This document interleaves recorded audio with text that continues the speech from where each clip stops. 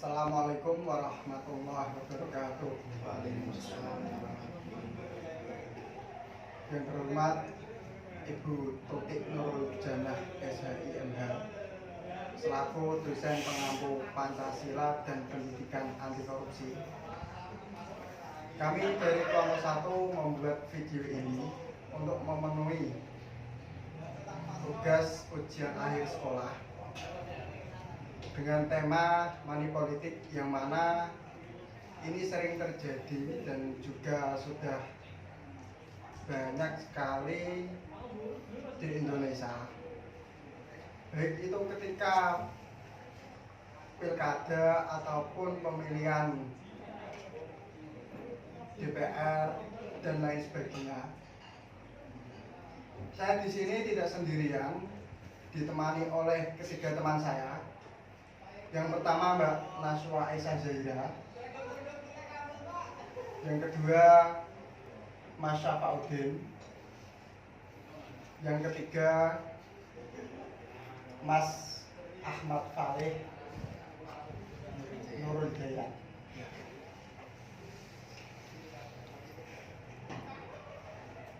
Money politik itu di Indonesia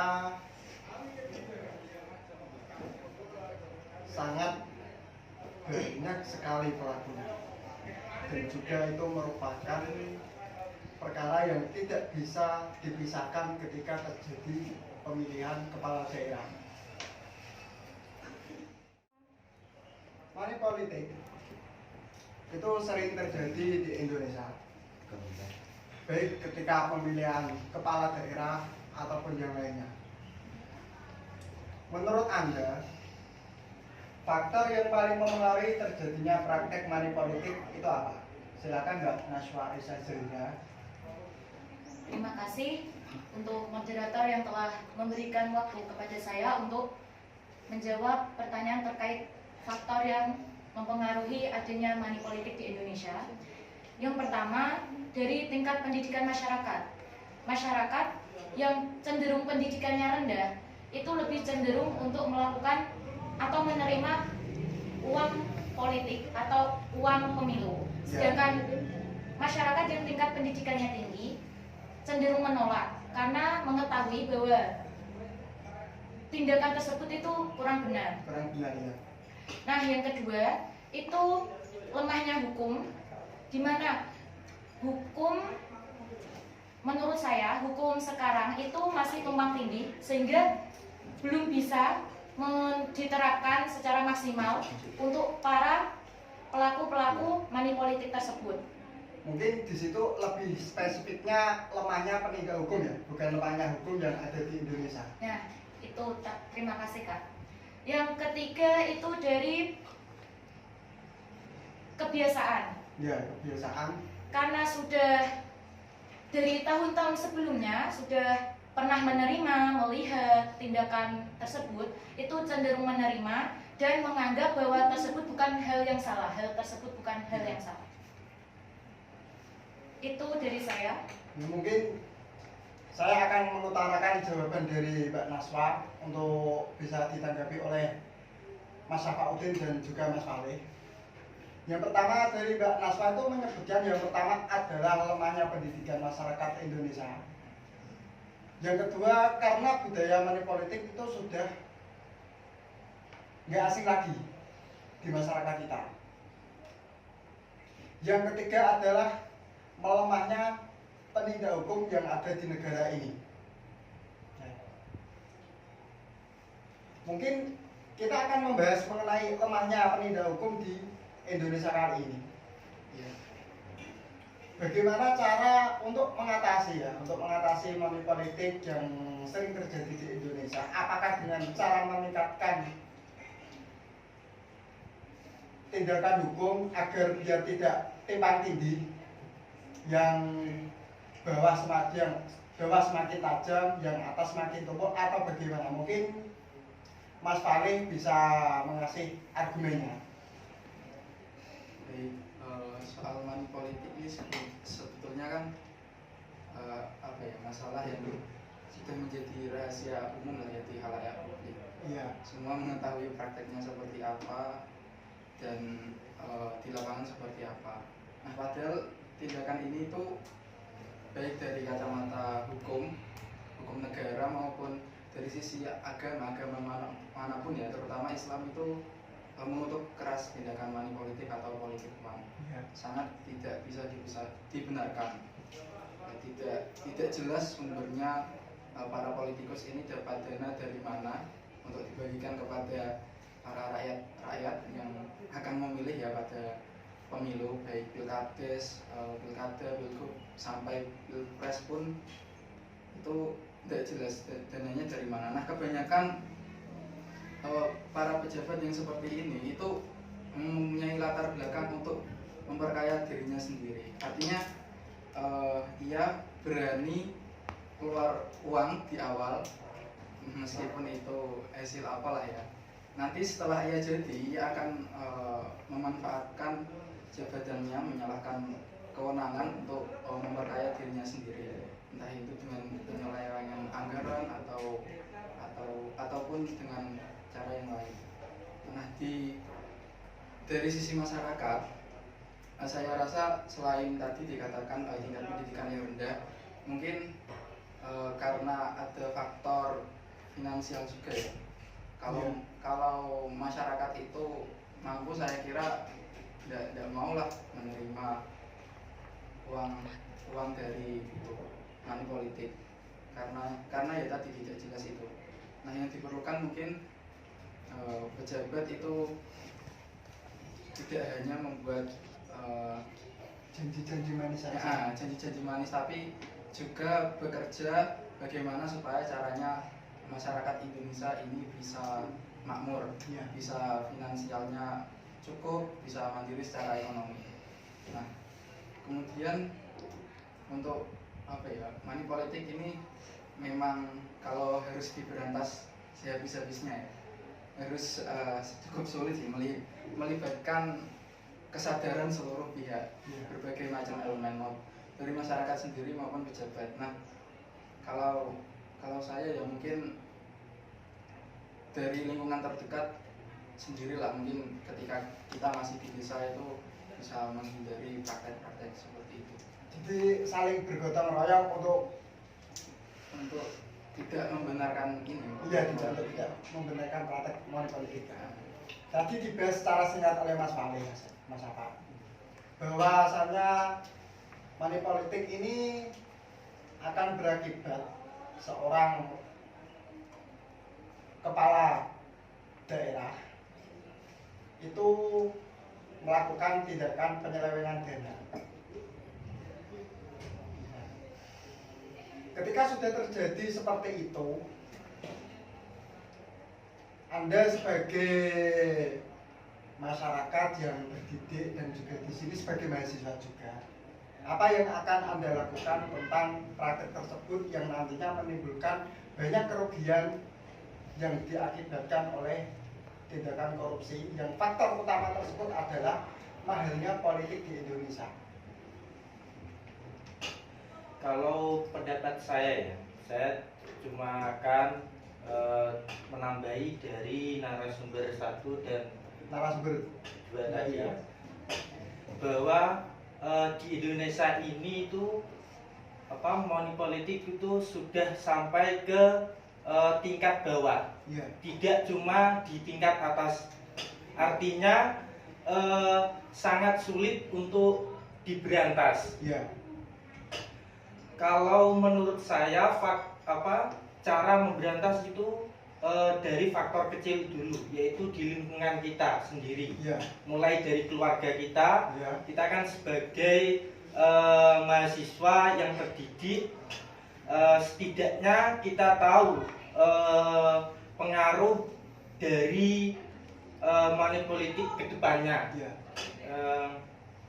Dari tingkat keluarga dulu diingatkan kalau tindakan money politik itu salah, sangat berbahaya untuk kemajuan mungkin di tingkat desa maupun di tingkat kota sampai ke negara. Jelas itu ya. kedua yaitu tingkat masyarakat. Kita sebagai seorang seorang yang berpendidikan, setidaknya kita memiliki pengetahuan tentang bahaya money politik ini, kita sebarkan kepada masyarakat, kepada teman-teman kita yang tidak atau belum merasakan pendidikan dari pendidikan anti korupsi. Ya. Setelah itu mungkin mengajak kalau memberantas sampai ke akar-akarnya itu masih sulit ya.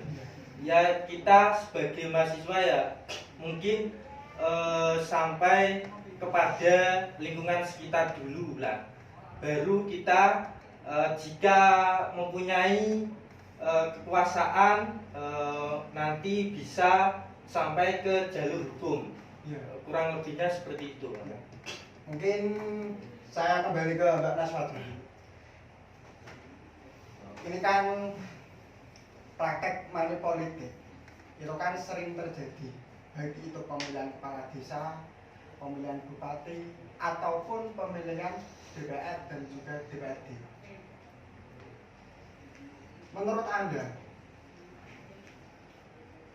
sebagai mahasiswa, Anda kan di sini sekarang kan sebagai mahasiswa, Ya.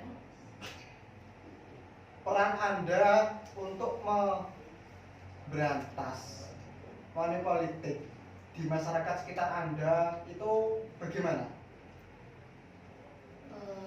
Pertama saya terima kasih sudah dipersilakan kembali untuk menjawab. Menurut saya yang pertama mengadakan sosialisasi seperti kata Kak Safaudin tadi, Ya. mulai dari lingkungan terdekat kita, keluarga. Tapi masalahnya sekarang keluarga lebih sulit memberitahu keluarga daripada orang lain. Ya. Ya kita pasti akan dituduh, ih kamu mahasiswa sok pintar, sok memberitahu orang tua, padahal itu merupakan perbuatan yang salah. Itu memang PR terbesar kita yang menurut saya solusinya bisa dilakukan dengan cara melakukan sosialisasi, tapi sosialisasi ini bukan secara terang-terangan. Ya. Misal ikut dalam pemberdayaan UMKM itu dijelaskan sedikit demi sedikit, Ya. supaya pahamnya perlahan tidak langsung. Karena ya kita sudah tahu kultur masyarakat kita seperti apa. Mempunyai kultur masyarakat yang berbeda ya, apalagi mungkin di daerah pesisir kan, di situ masyarakatnya kan terkenal keras atau bagaimana kan? Ya. Kemudian yang kedua, saya kan pertama kali kemarin sudah ikut pemilu. Ya. Saya melihat fenomena seperti serangan fajar itu seharusnya coba dihilangkan, karena kan termasuk pelanggaran dari aturan-aturan dalam pemilu. Ya. Itu mulai dihilangkan, dan dari saya cukup itu dulu. Ya. Dan saya mau tanya ini buat narasumber yang lain, kan pemberian money politik itu kan termasuk mempengaruhi hak pilih. Itu termasuk pelanggaran HAM tidak? Saya mau tanya itu. Untuk dua Pelanggaran narasumber. HAM apa tidak, Mas? Pelanggaran HAM atau tidak? Iya. Dari sisi apanya menjadi pilihannya? Hak individu. Hak individu di situ. Di situ kan kita kan dibatasi kan, Iya. hanya untuk memilih satu calon. Nah, Sedangkan kita mempunyai hak untuk memilih salah keduanya ataupun yang kita sukai. Sedangkan kita di situ disuruh untuk memilih hanya satu calon, entah itu suka atau tidak. Gitu. sebetulnya mungkin bisa dikembalikan kepada individu masing-masing ya. Ya. Kan meskipun orang tersebut menerima uang money politik, kalau orang tersebut tidak memilih calon itu kan aslinya tidak masalah. Nggak masalah ya, Nggak masalah. Nah, kalau hanya seperti itu mungkin nggak sampai melanggar HAM. Tapi kalau ada intervensi atau pengancaman atau mungkin di mata-mata ya ketika di TPS itu, misalkan saya itu mendapat salam template dari calon si A, sedangkan saya milih si B. Nah, kemudian saat penghitungan suara si A ini punya mata-mata gitu di TPS. Terus ngerti kalau saya milih si B. Ya. Nah, kemudian di lain hari mungkin saya akan diberikan ancaman atau apa. Nah, itu mungkin yang bisa disebut ada pelanggaran HAM. Menurut saya seperti itu. Ya, ini saya kembali ke Mas Syafa lagi. Tindakan money politik ini menurut Anda, apakah ini termasuk tindakan korupsi yang mana nanti akan merugikan uang negara ataupun uang partai ataupun yang lainnya, uang pribadi? Oke, korupsi sendiri itu berawal dari tindakan money politik. Menurut saya gitu ya. Soalnya apa? Dana pertama kan yang sangat besar sekali. Ya sangat besar. Yang mengeluarkan itu tidak individu, cuma individu, tapi dari partainya. Dari Dari sumbangan dari beberapa orang yang ingin kadernya itu menjadi yang menang dalam suatu pemilu. Nah, di mana nanti partai itu juga akan mempengaruhi kinerja dari si pelaku yang melakukan money politik yang menang saat pemilu itu. Nanti kinerjanya akan sudah diatur gitu loh sama partainya yang mengusung dia saat pemilu itu. Jadi sangat berpengaruh sekali tindakan money politik itu terhadap tindakan korupsi itu. Awalnya yaitu dari money politik, pencalonan yaitu biayanya yang dikeluarkan itu sangat banyak, sehingga ketika dia berhasil menjadi saat pemilu itu, dana yang seharusnya diberikan kepada masyarakat malah diselewengkan untuk partainya yang sudah mengusung dia. Kurang lebihnya seperti itu. Kalau yang saya tangkap dari jawaban Anda, intinya balas budi lah terhadap partai atau orang-orang yang membantunya dalam pencalonan tersebut. Terima kasih untuk ketiga narasumber. Untuk mengakhiri pada pertemuan kali ini, marilah kita tutup dengan bacaan hamdalah dan juga terima kasih kepada Mbak Naswa, Mas Syafa, Mas Faris sudah mau menemani saya dalam kesempatan kali ini. Alhamdulillahirabbil alamin. Assalamualaikum warahmatullahi wabarakatuh.